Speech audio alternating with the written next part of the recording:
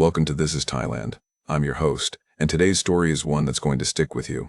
It's about Colm, a 61-year-old Irishman who spent nearly 4 decades on the floor of a Guinness bottling plant in Dublin before burnout finally broke him. When he discovered Thailand through YouTube channels promising paradise for pennies, he thought he'd found the answer to a question he'd been asking himself for years: what comes next? Colm followed the blueprint exactly. He watched the videos, did the research, came to Pattaya with his eyes open and his savings intact. He wasn't looking for bars or trouble. He was looking for warmth, for purpose, for something to fill the emptiness that retirement had left behind. What happened next changed everything. This one's going to make you think twice about what those smiling expat vloggers aren't showing you in their monthly budget breakdowns. Here's his story, in his own words. My name is Colm Murphy, and I spent 38 years watching bottles go by on a conveyor belt. That's not a metaphor. That was my actual job at the Guinness plant in Dublin. 8 hours a day, 5 days a week, sometimes 6 when they needed the overtime. You'd think I'd remember the work itself, but I don't. What I remember is the sound, the mechanical hum, the clink of glass, the hydraulic hiss of the bottling line. It became the soundtrack to my life, that sound. I'd hear it when I was trying to fall asleep. I'd hear it in quiet moments. After a while, I stopped hearing it at all. I started that job when I was 21, fresh out of technical college with a certificate that meant nothing and no real plan beyond getting a steady wage. The factory was hiring, the pay was decent. I thought I'd do it for a year or two until something better came along. Then it was 5 years, then 10. Then I looked up one day and I was 40, and the something better had never materialized, and I realized this was it. This was the life. Show up, do the work, collect the pay, go home to an empty flat in Ballsbridge. Repeat until retirement or death. Whichever came first. I never married. Came close once, back in my 30s. Her name was Siobhan. We were together 3 years before she gave me an ultimatum, propose, or she was done waiting. I couldn't do it, not because I didn't care about her, but because I couldn't see the point. What was I offering her?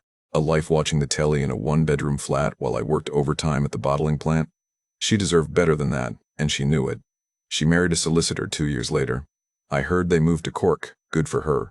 The burnout didn't happen all at once. It wasn't like I had some breakdown or crisis. It was more like someone slowly turning down a dimmer switch in my head, year by year, until everything just went gray.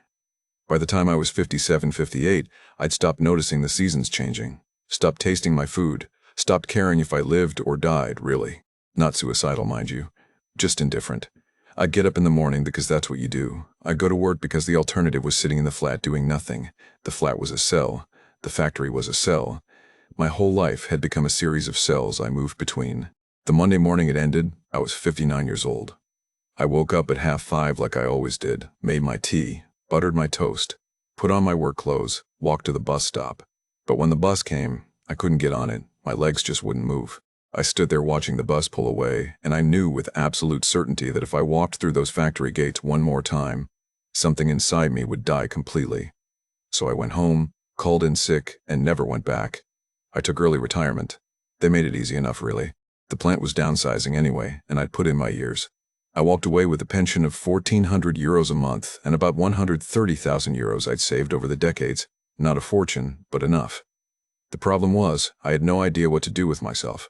No hobbies. No friends, really, beyond a few lads from work I'd have a pint with now and then. No family to speak of. My parents were long dead. My sister emigrated to Australia in the 90s and we'd lost touch. For 2 years, I lived in that flat in Ballsbridge doing absolutely nothing. I'd wake up when I wanted, which sounds nice until you realize that means waking up at 3 in the afternoon because what's the point of getting up earlier? I'd go to the shop for groceries. I'd watch the telly. The silence in that flat was deafening. Just the hum of the refrigerator and the rain against the windows and the gray Dublin sky pressing down on everything. It was the insomnia that led me to YouTube.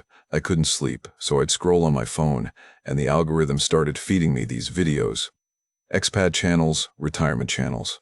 Men my age, or close to it, living in places where it was always warm and the beer was cheap and the cost of living was a fraction of what Dublin cost.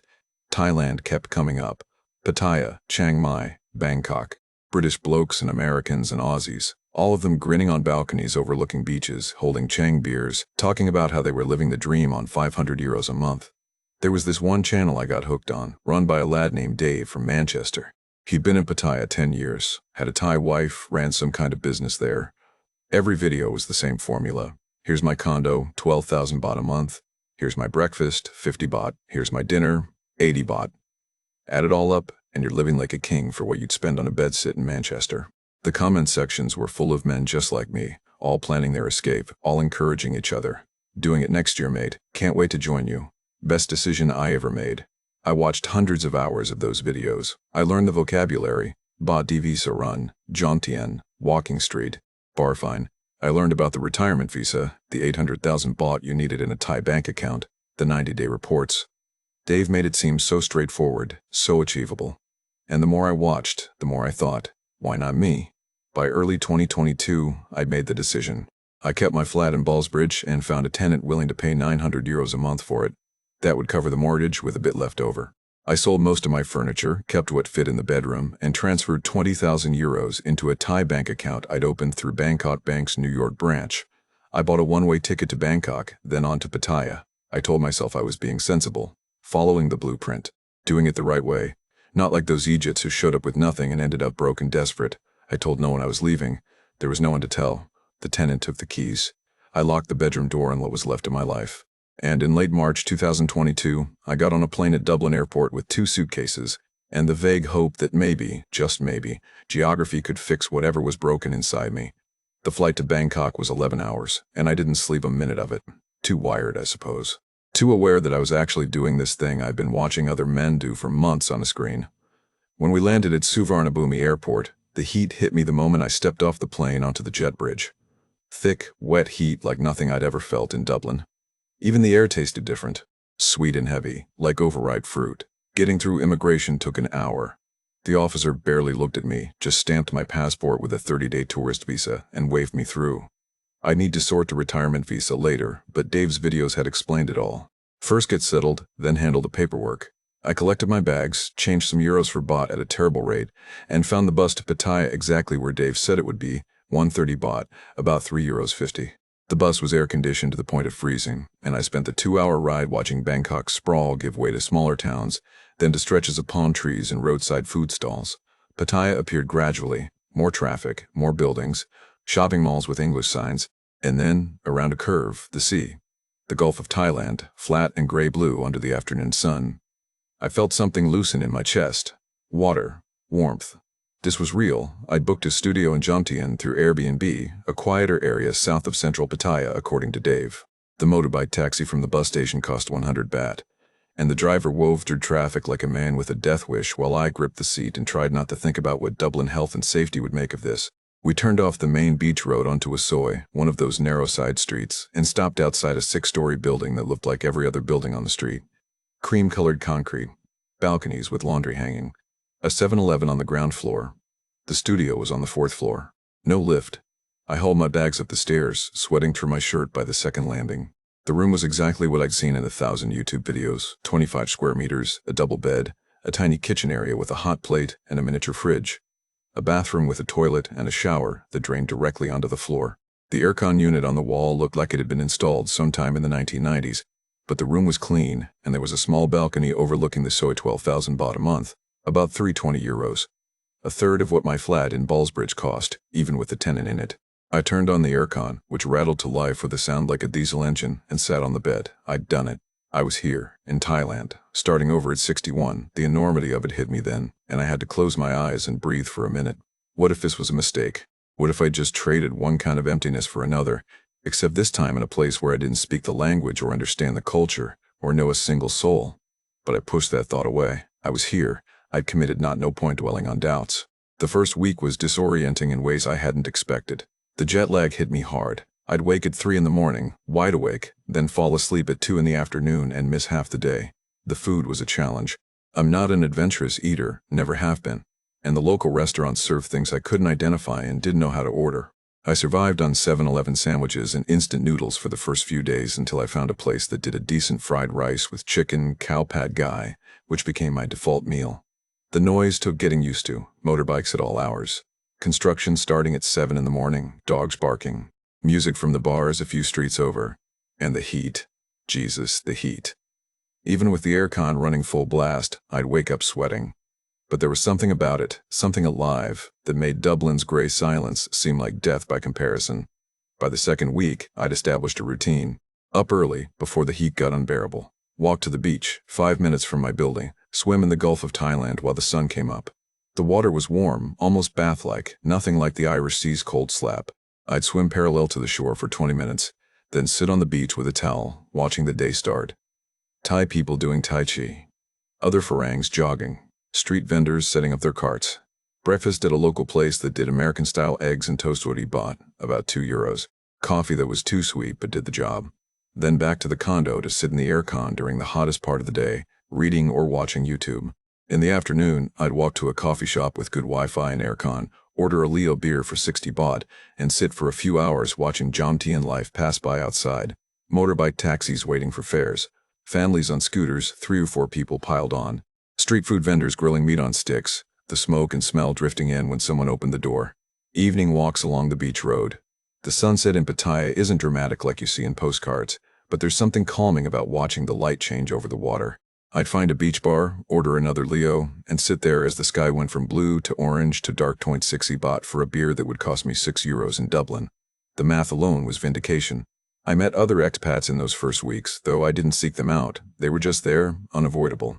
British blokes mostly, a few Germans and Scandinavians. Some seemed genuinely happy, integrated into local life with Thai wives and decent routines. Others were clearly in trouble. You could see it in their eyes, in the way they drank, nursing whiskeys at 11 in the morning, talking too loud about bar girls and how cheap everything was. I kept my distance. I hadn't come to Thailand to become one of those men. Dave's videos had warned about certain areas. Walking Street in central Pattaya, all neon and go-go bars and touts grabbing your arm. Soy 6 and Soy LK, the bar areas where you could drink all day with girls sitting on your lap for the price of lady drinks. I avoided them, not out of moral superiority, just out of a sense of self-preservation. I'd seen what happened to men who got caught up in that world, even through a screen. I wasn't here for that. Around the 3rd week, I found a small Thai restaurant 2 streets from my building, not a bar. Just a family-run place with a dozen plastic tables and chairs, serving the kind of food local Thais ate. The menu was in Thai with no pictures, which made ordering an adventure and pointing and hoping. The first time I went, an older woman who I assumed was the owner brought me pad Thai without me even ordering it, probably figuring it was the safest bet for a confused Farang. That's when I first noticed her daughter, Noi. She worked there most evenings, taking orders, bringing food, clearing tables. She was 42, I'd learned later, though I wouldn't have guessed it. Thai women age differently, something about the skin or the genes. She wasn't beautiful in the way the bar girls were beautiful, all made up and perfect. She was normal. A bit overweight, if I'm honest. Tired looking. Hair pulled back in a ponytail. But there was something warm about her manner, something genuine. She spoke decent English, better than most of the other restaurant workers I'd encountered. She'd learned it working tourist areas, she told me later, and she had this way of asking questions that felt like actual curiosity rather than just service industry politeness. Where are you from? How long have you been here? Do you like Thailand? When I told her I'd worked in the Guinness factory, her eyes lit up. She knew Guinness. Everyone in Thailand knew Guinness. She asked if I'd ever drunk it straight from the factory, which made me laugh. Not exactly how it worked, I explained. I started eating there most evenings. The food was good and cheap, 60-80 baht for a full meal, and I liked the routine of it. Not why would chat with me when she wasn't busy, asking about Ireland, about Dublin, about what had brought me to Thailand. I gave her the sanitized version. Retired, wanted a change, heard good things about Pattaya. She nodded like that made perfect sense. She told me bits about herself too. She had a teenage daughter, 15, living with her mother up in Buriram province in Isan. The daughter's father had left when the girl was a baby. Story as old as time, apparently. Noi had been working restaurants since she was 20, moving between Pattaya and Bangkok, sending money home to support her mother and daughter. It sounded hard, but she didn't present it as tragic. Just life, just what you did. After about 2 weeks of eating there nightly, she suggested showing me around on her day off. The real Pattaya, she said, not the tourist bits, a local market, a temple. Places Farangs didn't usually go. I hesitated. Was this a date? Was she angling for something? But her manner was so straightforward, so free of agenda, that I said yes. We met at 10 in the morning outside my building. She arrived on her motorbike, a beat-up Honda Wave, and offered me the back seat. I'd never been on a motorbike in my life, and the idea of careening through Pattaya traffic terrified me, but I climbed on and held onto the rails. She drove sensibly, thank God, and we made it to the market without incident. The market was overwhelming. Stalls selling everything from live chickens to engine parts to clothing to vegetables I'd never seen before. The heat was brutal. The smells intense. Fish and incense and fried food and rotting fruit all mixed together. Noi bought fruit, haggling in Thai with the vendors, then offered me a piece of something that looked like a spiky hand grenade. Rambutan, she called it. Sweet and weird, but not unpleasant. We went to a temple after that. Wafroyai, the big Buddha, up on a hill overlooking Pattaya. She explained how to wait properly, how to show respect. We took our shoes off and walked around the grounds. It was quiet up there, peaceful, a world away from the chaos below. She pointed out the details I wouldn't have noticed, the offerings people left, the way you walked around the Buddha clockwise, never counterclockwise. We had lunch at a small restaurant near the temple, nothing fancy, just plastic chairs and a corrugated roof. She ordered for both of us. Shum tam, spicy papaya salad, muping, grilled pork on sticks, sticky rice. It was the best meal I'd had since arriving. When the bill came, she paid for her half before I could offer. That registered with me. She wasn't angling for a free meal. We spent 5 hours together that day. By the end of it, I felt like I'd seen a version of Thailand I wouldn't have found on my own. She dropped me back at my building, waved, and drove off. No request for money, no suggestion of meeting again, just a nice day. But I found myself hoping she'd suggest it again. And she did. A few days later at the restaurant, she mentioned a night market in Pattaya if I wanted to see it. We went. Then another temple. Then a beach further south, away from the crowds. By week 6, we were seeing each other 3 or 4 times a week. It felt natural. Easy. We'd have dinner after her shift, walk along the beach, talk about nothing in particular. She asked about my life in Dublin, and I found myself telling her things I hadn't told anyone. The loneliness, the burnout, the sense that I'd wasted my life on a factory floor. She listened without judgment, without trying to fix it. Just listened. And somewhere in there, I started to feel something I hadn't felt in years. Not love, not yet, but purpose, connection. The sense that I mattered to someone, that my presence made a difference in a day. It was intoxicating, that feeling. After 2 years of sitting alone in a Dublin flat, after 38 years of mechanical repetition, someone was choosing to spend time with me. Someone was interested in what I thought, what I'd done, who I was. I know how this sounds, I know what you're thinking, but at the time, it felt different. It felt real. And maybe that's the thing about loneliness.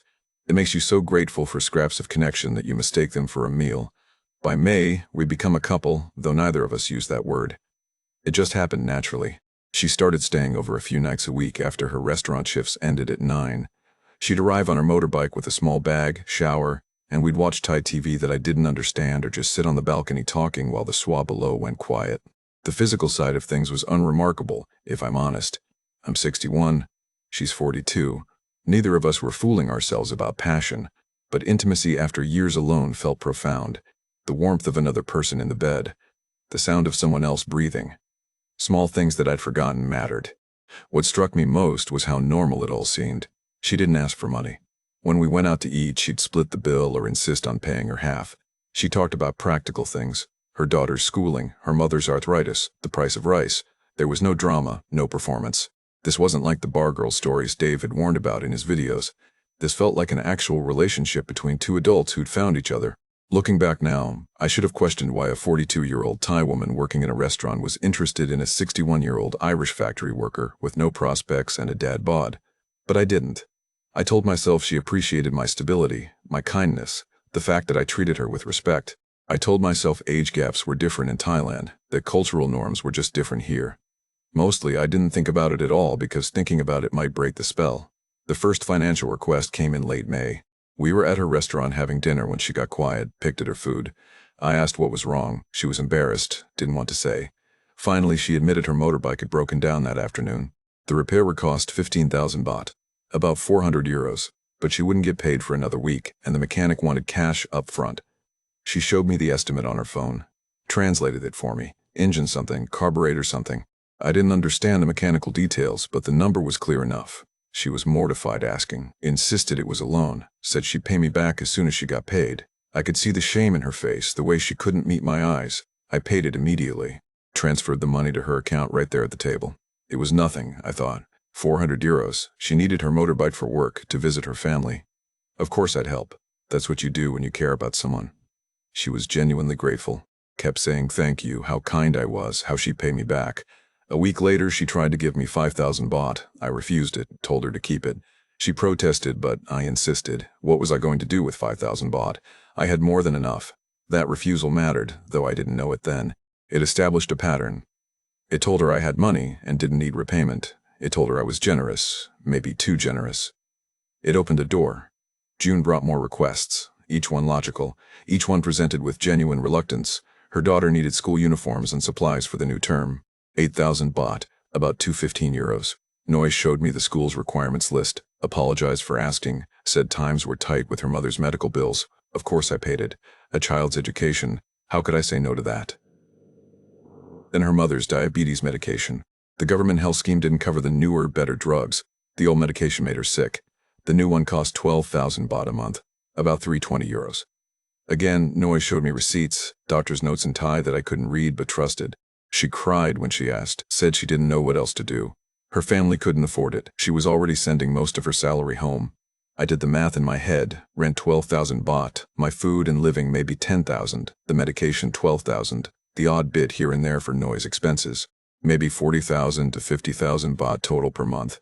About 1,000 to 1,030 euros. Still cheaper than Dublin. Still sustainable on my pension, plus dipping into savings a bit. And I wasn't just surviving anymore. I was helping people. I was needed. That felt good. By late June, Noy suggested I move to a nicer place. The studio was fine for one person, she said, but cramped for two. She felt like a guest, not comfortable. She'd found a condo in her building, bigger, with a proper kitchen and a bigger bed. 2 balconies. A pool and gym in the building, 25,000 baht a month, about 670 euros. I hesitated. That was double my current rent. But she framed it as building a life together, creating a proper home. She'd stay over more often, maybe eventually move in fully. It made sense the way she presented it. We were together now. Why live like students in a cramped studio when I could afford better? I viewed the condo, liked it well enough, signed a 6-month lease. The upgrade felt like progress. Like we were moving forward, deepening the commitment. When we moved my few possessions over, Noy brought flowers, cooked me a proper Irish-style dinner she'd learned from YouTube, made the space feel like a home. That night, lying in the bigger bed with her beside me, I felt something I hadn't felt since leaving Dublin. Not just alive, but living, actually building something. For the first time since the factory gates closed behind me, I wasn't just existing. I had purpose. Someone needed me, someone chose me.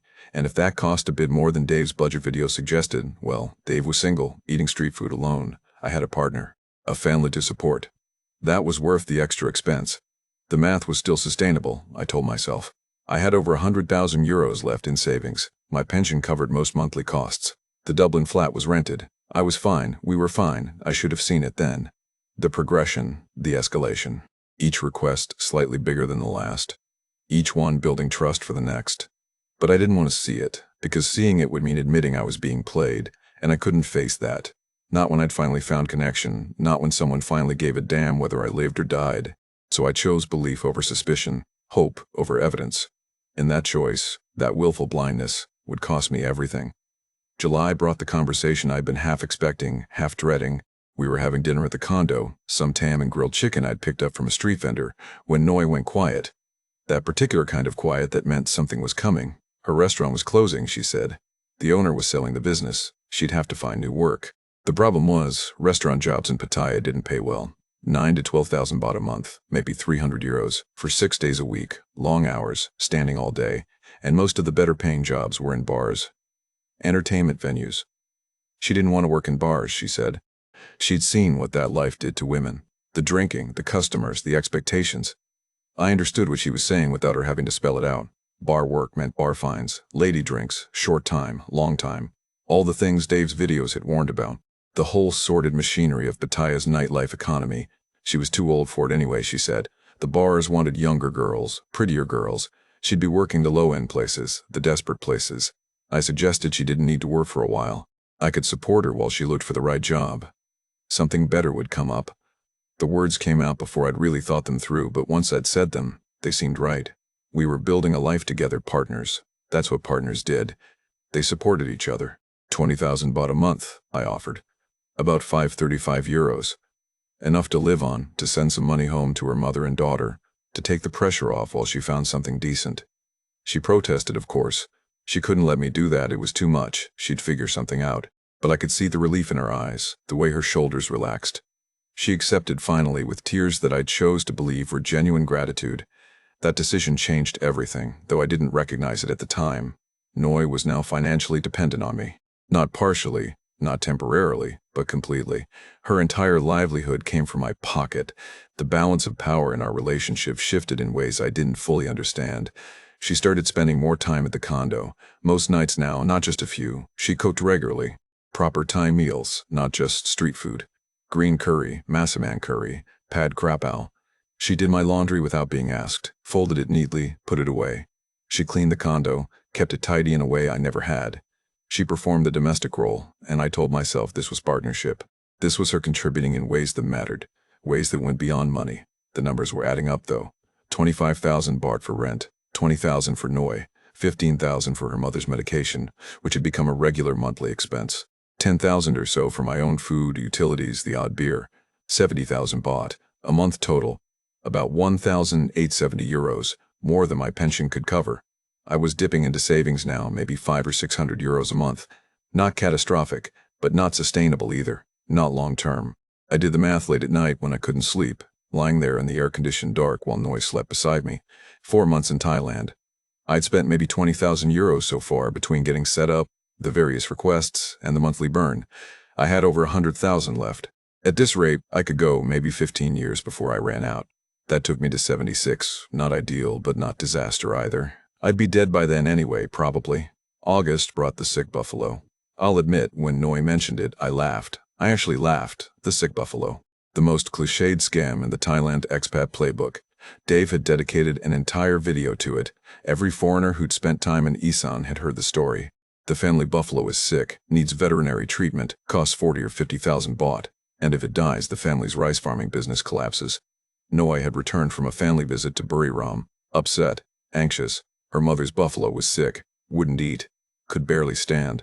They'd called the vet, who said it needed medicine, maybe surgery. 40,000 baht. About 1,070 euros. They didn't have it. The harvest was coming. They needed the buffalo for plowing. If it died, they'd have to hire equipment they couldn't afford. I challenged her on it. Gently, but I challenged her. This sounded like every scam story I'd ever heard. Was it real? Was there actually a sick buffalo? Or was this just a way to extract more money? She looked at me like I'd slapped her, hurt, shocked. She pulled out her phone, showed me photos. A buffalo lying on its side in a dirt yard. Videos of her mother in Thai, pointing at the animal, speaking urgently. Receipts from a vet in Buriram with numbers I couldn't verify but looked official enough. She was shaking, nearly crying. After everything she'd given up for me, after moving in, after letting me support her, I didn't trust her. I felt like a bastard. An untrusting, paranoid foreigner who'd watched too many YouTube videos and couldn't see that real life was more complicated than stereotypes. Maybe the buffalo was real. Probably it was real. These things happened. Rural families did depend on livestock. This wasn't a bar girl I'd met on Walking Street. This was Noi, who'd shown me temples and markets, who cooked for me and cleaned and slept beside me every night. I paid the 40,000 baht, transferred it that day. The buffalo recovered, apparently. Noi showed me photos a week later of the animal standing, eating. See? It was real. The vet saved it. Thank you, you saved your family's livelihood. Was it real? I'll never know. The photos could have been from any time, any buffalo. The vet receipts could have been fabricated. But I chose to believe, because the alternative was unbearable. The alternative meant I was being scammed by the woman I was falling in love with, and I couldn't face that. By September, 6 months in, I sat down one evening and worked out exactly what I'd spent. The exercise felt masochistic, but necessary. The truth in euros, in baht, in months of savings burned through. Initial setup and first month, 4,000 euros. May to September, 5 months, 47,000 baht per month average, with all the various requests. About 6,300 euros total. Add the buffalo, another 1,000 total, 14,000 euros in 6 months. More than Dave's entire year budget. More than I'd spend living in Dublin for 6 months, even without working. But I was also in a relationship. I had purpose. I felt alive for the first time in years. That had to count for something, didn't it? You couldn't put a price on not being lonely, on mattering to another person, on building something, even if that something was more expensive than advertised. I still had over 105,000 euros in savings. My pension kept coming. The Dublin flat kept generating rent. The math was concerning but not catastrophic. I could make this work if the expenses stabilized. If we didn't have any more emergencies. If we built the life we were supposedly building. But the warning signs were there, accumulating like water behind a dam. I just refused to see them. Noi's phone was always face down. Always. On the table, on the nightstand, on the counter. Screen down. Always. When it buzzed, she'd glance at it, silence it, never open it in front of me. When I asked about it, she said it was just spam, just her mother, nothing important. She was vague about her family visits to Buriram. She'd be gone 3 or 4 days at a time, claiming her mother needed help or there was some family situation. But the details were always fuzzy. When I suggested going with her, meeting her daughter, seeing where she grew up, she'd deflect. Not yet. Her mother's house was too small, too rural, too embarrassing. I wouldn't like it. Maybe later, when things were more settled. She had newer clothes, not flashy, but newer than someone living entirely on my 20,000 baht a month should afford. Name brand trainers. A nice handbag. When I mentioned it, she said she'd been saving, buying one thing at a time, or her sister had given her something. Always an explanation. Sometimes she smelled of cigarette smoke, even though she claimed not to smoke. Bar smoke, that particular stale, sweet smell of Thai bars with their open fronts and everyone chain smoking while they drank. She'd explain it away. Her friend smoked. She'd been at a restaurant where everyone smoked. Thailand was different. People smoked everywhere. I noticed all of it. Every red flag, every inconsistency, every excuse that didn't quite add up. But I chose belief over evidence. I chose hope over suspicion. Because admitting I was being played meant admitting the last 6 months were a lie. Meant admitting I was alone again, that the connection I felt was one-sided, that I'd paid 14,000 euros for an illusion. I couldn't face that. Not yet. So I pushed it down, pushed it away, told myself I was being paranoid, told myself Thai culture was just different, told myself trust was essential in any relationship. The alternative was too devastating to consider. And so I didn't consider it. I just kept paying, kept believing, kept building a life that maybe, probably, almost certainly didn't exist. October came with the request I should have refused. We were at the house one evening, the rainy season in full swing, rain hammering on the corrugated roof, when Noi started crying. Not the gentle tears I'd seen before. Proper crying. Shaking shoulders, gasping breaths. The works. Her mother needed surgery. A tumor. Not cancer, she was quick to say, but a benign growth that was causing pain, affecting her quality of life. The local government hospital in Buriram could do it, but the waiting list was 6 months, maybe longer. By then, it could be worse. There was a private hospital that could do it next week. 120,000 baht. About 3,200 euros. She wasn't asking me to pay it all, she said through the tears. She had 30,000 saved from what I'd been giving her. Her sister could contribute 20,000, but they were 70,000 short, about 1,900 euros. She'd understand if I couldn't help. It was too much. She knew it was too much. I sat there in the house we were renting, listening to the rain, doing the math. I'd already spent 14,000 euros in 6 months. 70,000 baht was another 1,900. That took me to nearly 16,000 total. More than some people earned in a year back home, for 9 months in Thailand.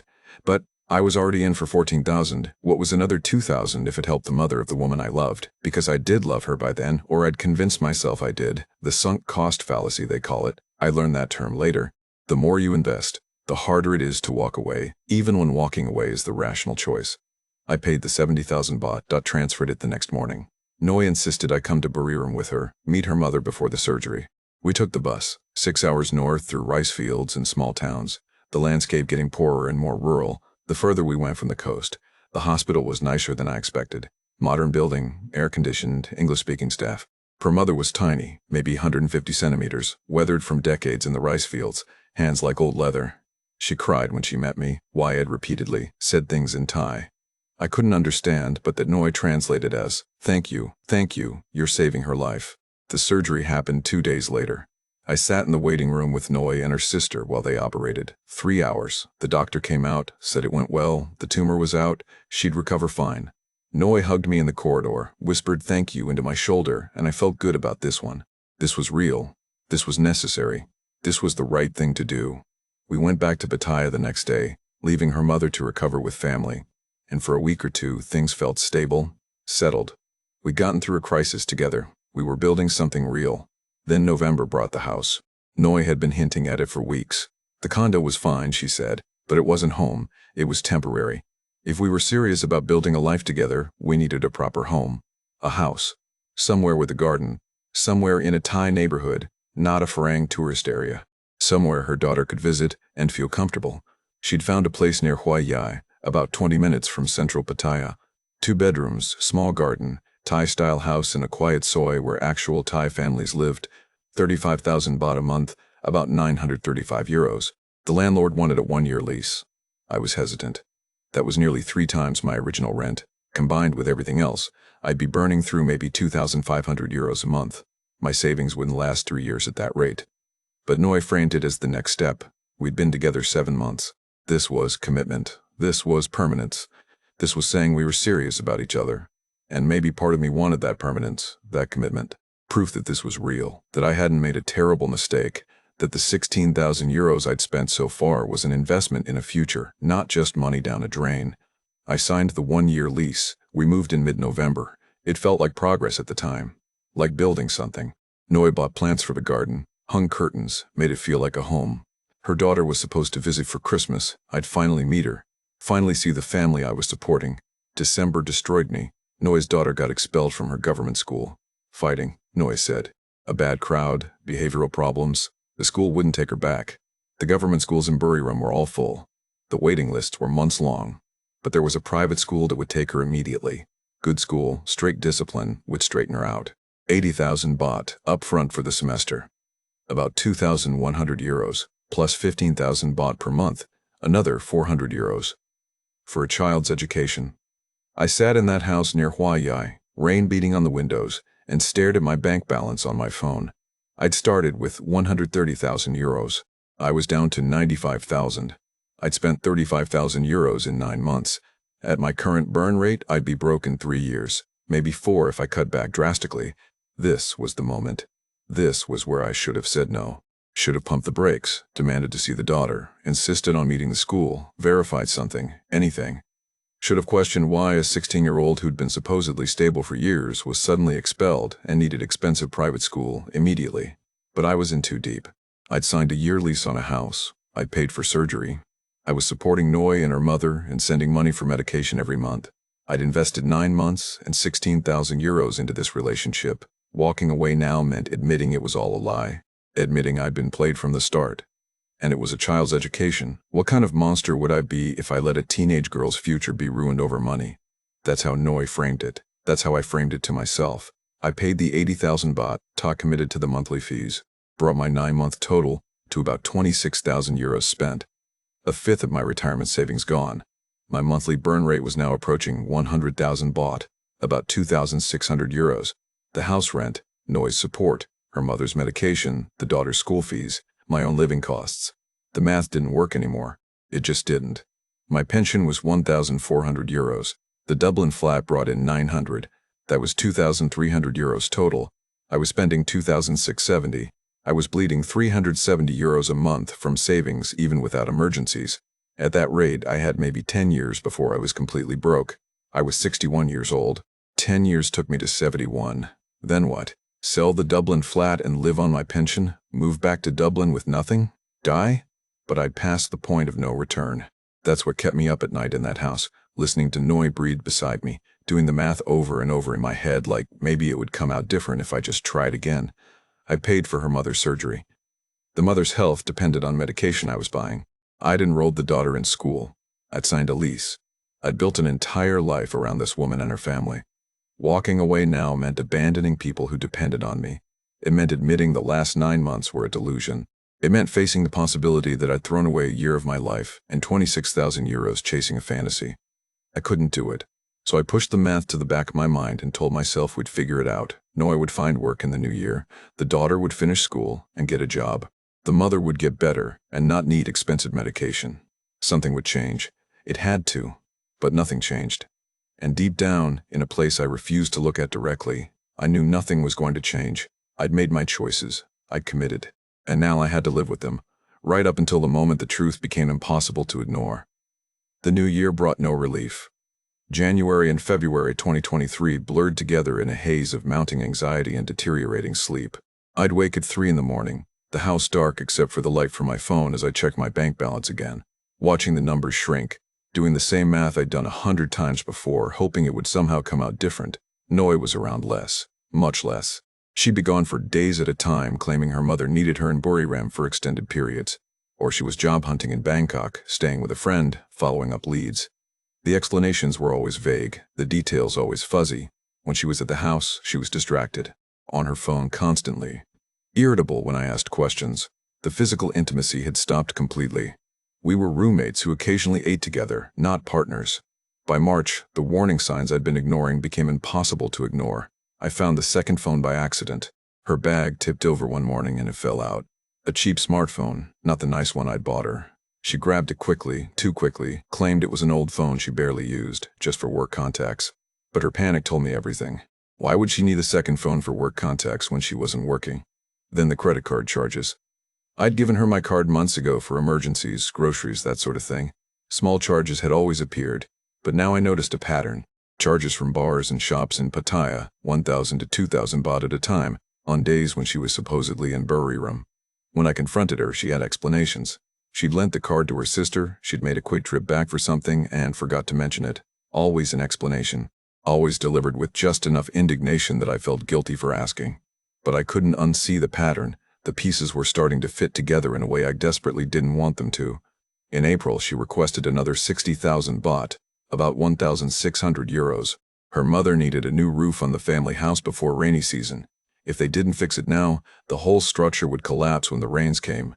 It was urgent. It was necessary. It was always something. For the first time in 14 months, I said no.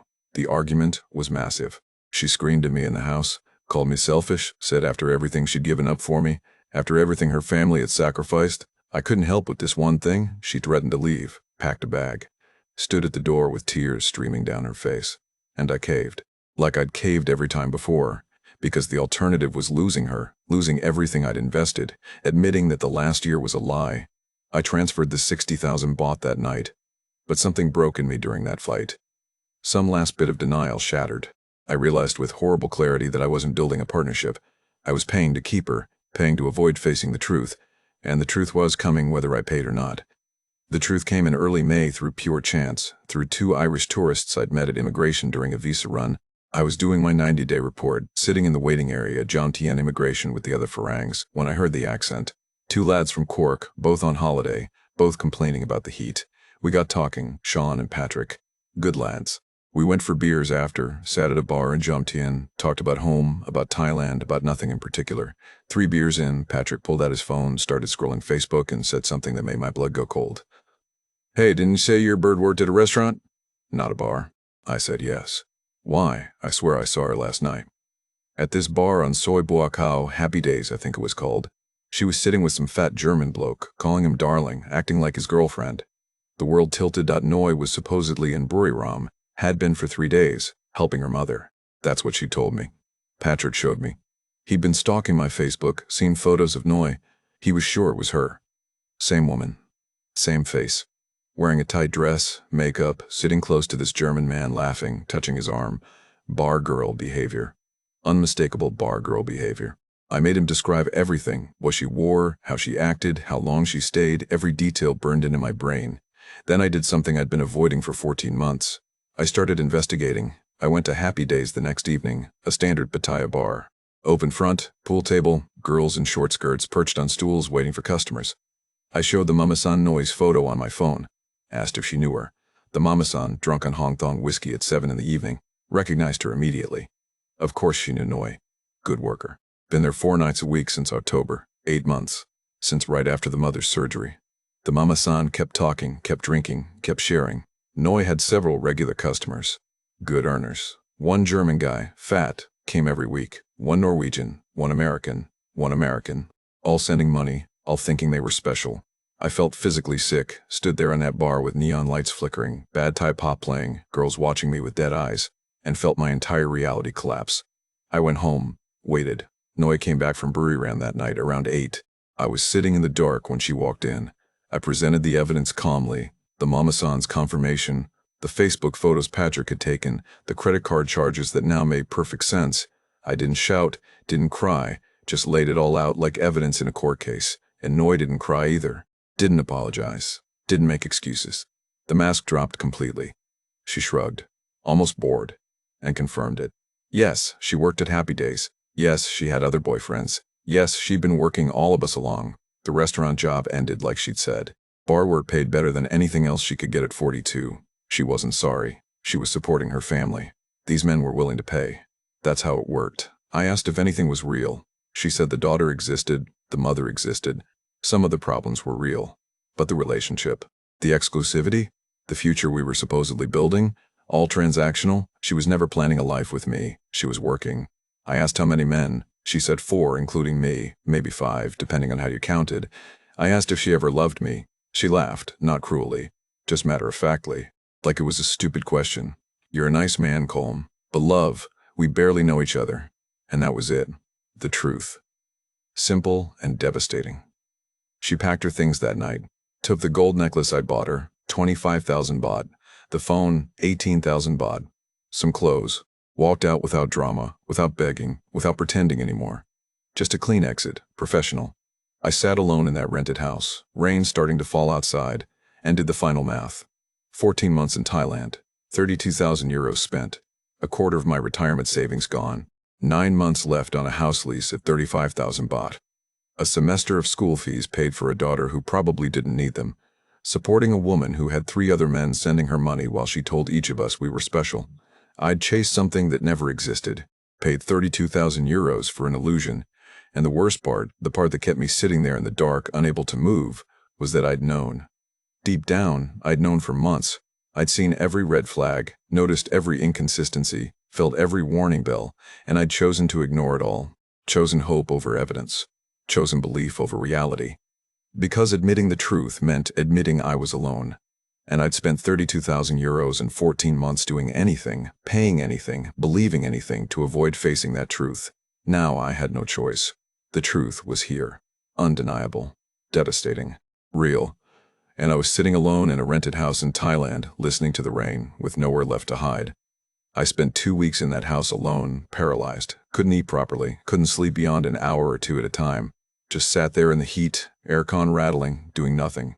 The house felt enormous without Noi in it. All that empty space I'd rented for a family that never existed. I considered going back to Dublin, seriously considered it, book a flight, pack my bags, admit defeat. But I couldn't face it. Couldn't face explaining to the few friends I had left what had happened. Couldn't face admitting I'd fallen for the oldest scam in Thailand. Couldn't face that empty flat in Ballsbridge, the gray sky, the proof that geography hadn't fixed anything. So I stayed. And I started watching Dave's YouTube videos again, but this time, I saw them differently. Dave was married to a Thai woman he'd met 15 years ago, back when Pattaya was different, back when the economy was different, back when everything was different. Dave owned businesses in Pattaya. A bar, some rental properties, online marketing work. Dave had income streams beyond his pension. Dave's €500 a month budget assumed you were eating street food alone every meal, living in a tiny studio with no aircon, never going out, never dating, never building a life with anyone. The dream Dave sold wasn't replicable for someone like me. Someone lonely, someone seeking connection, someone vulnerable to exactly the kind of situation Noi had engineered. But Dave wasn't lying, exactly. Thailand could be cheap. If you came whole. If you came content. If you didn't need anything from it except low rent and warm weather. I wasn't whole, and Thailand had extracted payment for that brokenness. 32,000 euros worth.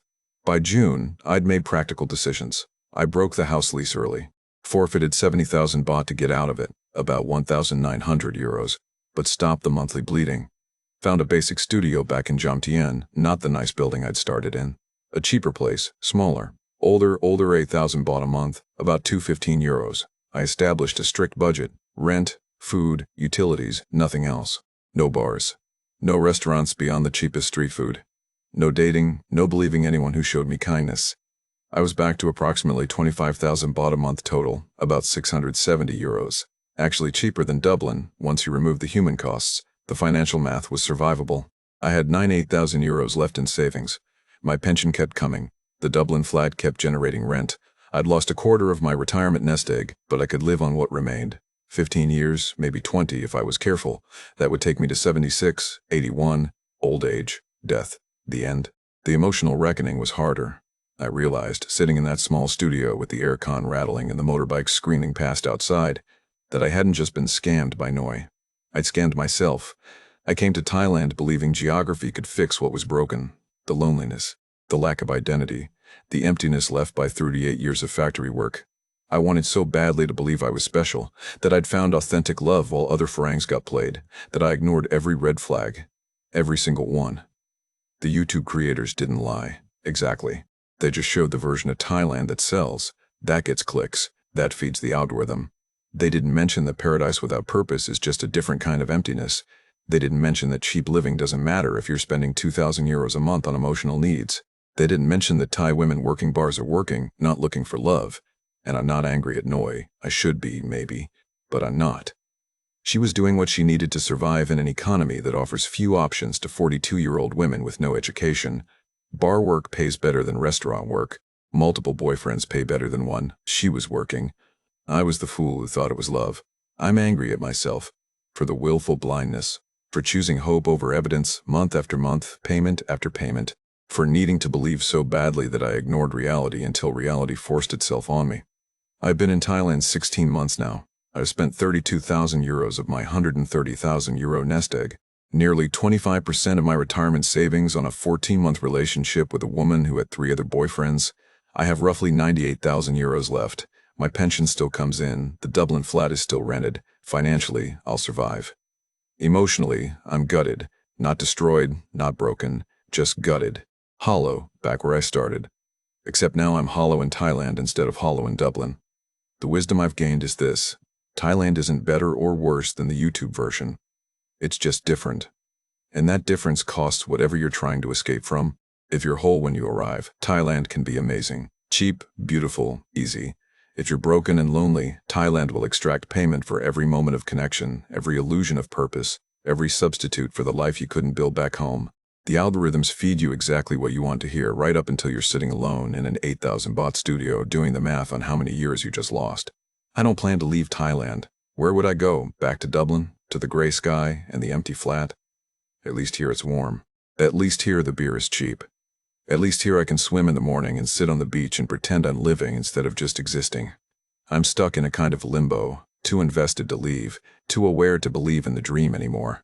I've become what I saw in other expats during my first weeks in Pattaya, a cautionary tale, a man going through the motions in paradise, waiting for something I can't name. I'm not drinking myself to death. I'm not falling for another bar girl. I'm just existing, cheaper than Dublin, warmer than Dublin, but just as empty. That's the truth they don't tell you about Thailand. It doesn't fix broken people. It just puts them somewhere warm while they figure out what comes next. And for me, I still haven't figured out what comes next. Maybe I never will.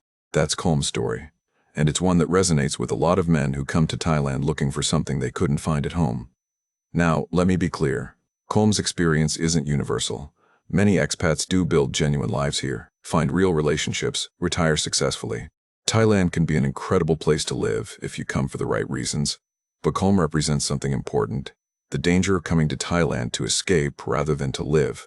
The danger of believing that geography can heal what only time and therapy and genuine self-work can address. He came here broken, and Thailand didn't fix him. It just extracted payment for his brokenness. The YouTube creators Colm watched aren't villains.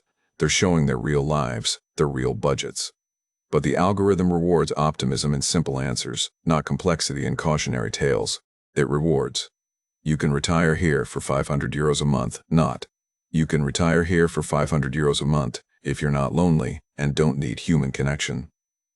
So if you're thinking about Thailand, here's what I want you to ask yourself: why are you coming? If it's for adventure, new experiences, lower costs while you're already content with who you are, great, come. You'll probably love it. If it's to fix loneliness, to start over, to find what you couldn't find at home, be very, very careful. Thailand doesn't fix broken people. It just puts them somewhere warm while they figure out what comes next, and that figuring out can cost a lot more than 500 euros a month. Thanks for watching. This is Thailand. If this story resonated with you, or if you have your own story to share, leave a comment below. Hit that like button, subscribe to the channel, and remember, the only thing more valuable than learning from your own mistakes is learning from someone else's. Until next time, take care of yourselves out there.